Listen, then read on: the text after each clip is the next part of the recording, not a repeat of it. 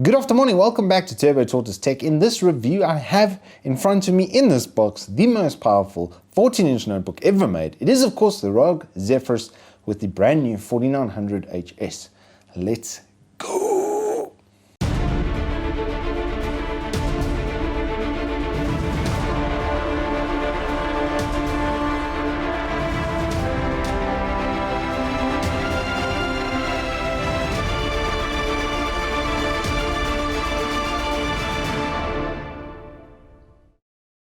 Alrighty, so as I've alluded, in the box in front of me is a Rog Zephyrus G14 with the 4900HS and the 2060 Max-Q design. It's got some other RAM and SSD stuff which we'll look at as well, but the processor and GPU setup is primed to be the most powerful 14-inch notebook ever made.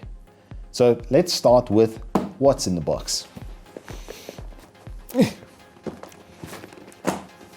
First, you have to fight the handle and then open it up and it kicks up the notebook all nicely for you. And we'll just turn this a bit sideways here and we can get into it.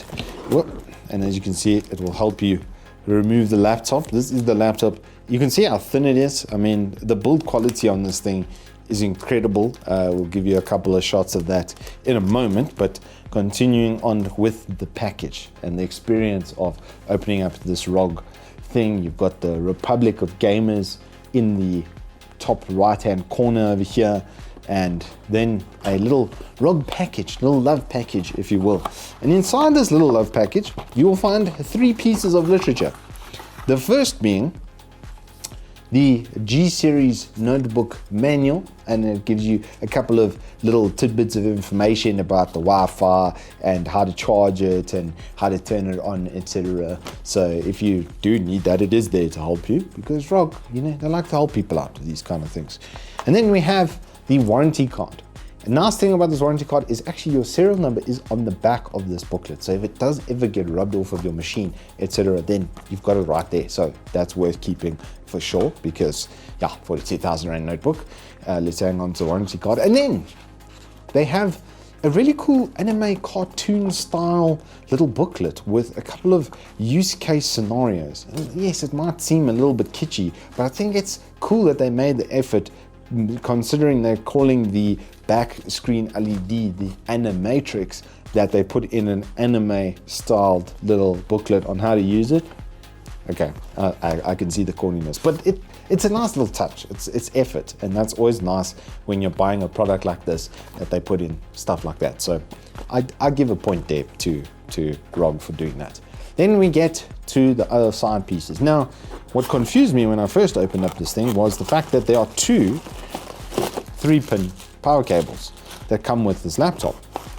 And I was like, why 2? Well, of course, because it comes with 2 separate chargers as well, isn't it? So there is the 180 watt power brick, which is the main one, which is what you'll need if you're going to do gaming, etc., stuff like that. Then you're going to need the 180 watt. But if you're out and about and you're not going to be needing the GPU, then they put in a little 65 watt as well.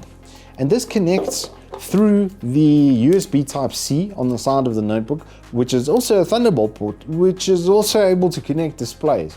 So a 3-in-1 on one port, and one of those is for this little charger. So a nice little touch, that out and about charger, because the processor, the 4900HS, only needs 65 watts to function. So you can still do all of your normal work functionality, you know, even probably light video editing and stuff off the integrated GPU on that, but that will run everything, which is pretty cool. And then obviously when you're gaming, you've got the 180 watts, so one for home, one for out and about. And then finally a little USB 3 a 10100 LAN card.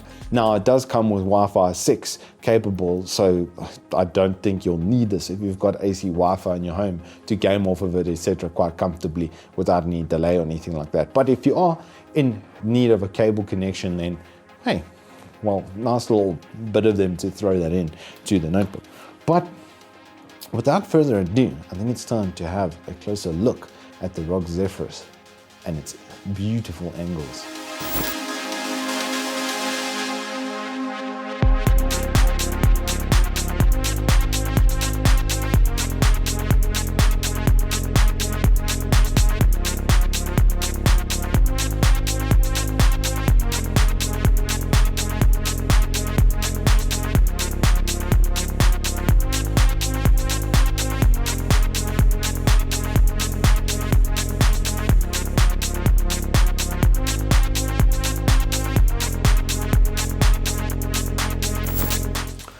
Alrighty, so we've had quite a close shave with the gaming Ultra Blade, and something I would like to take note of is just the weight. This is one of the primary things about this laptop that's absolutely incredible. It's only 1.7 kilograms is the Rog Zephyrus.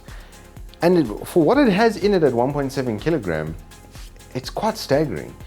If we look at some of the performance benchmarks and stuff that I've done, its processor is actually more powerful with 65 watts of power draw than my 2700X is.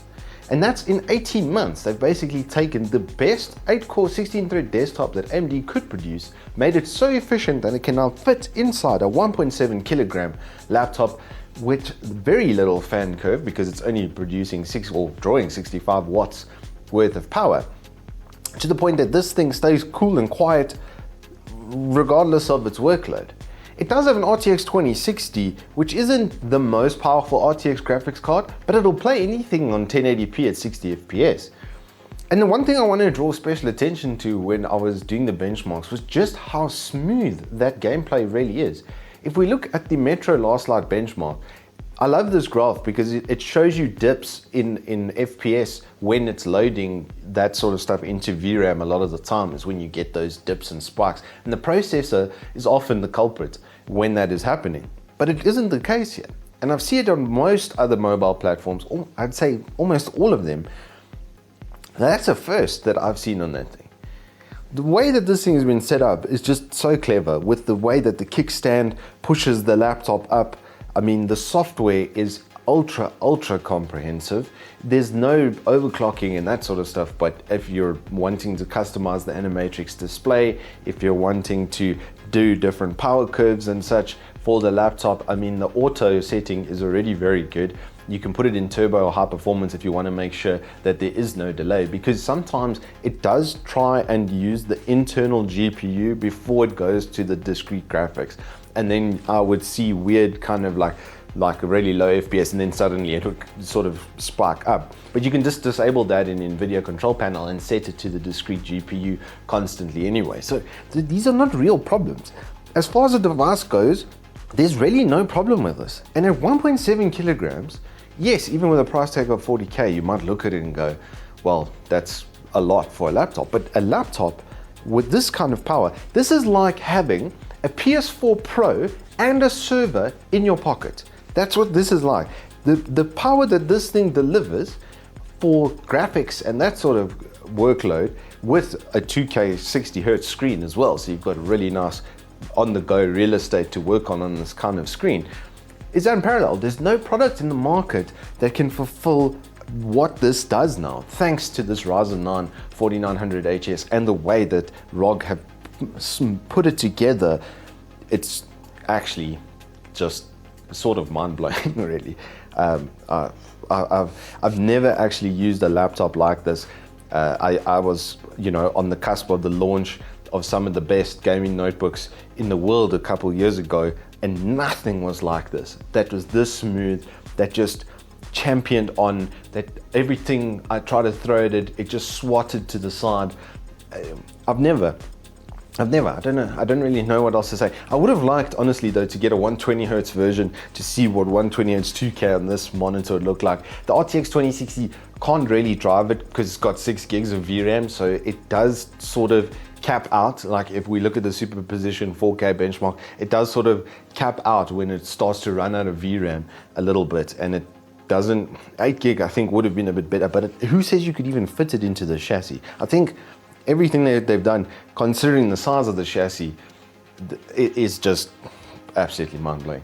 And maybe an RGB keyboard would have been nice, although the silver and white one does look super slick and wouldn't be out of place on a boardroom table unless your animatrix is busy flashing someone across the table rude messages, which is something that I would probably do, which is why I no longer work in corporate and I'm standing in front of you.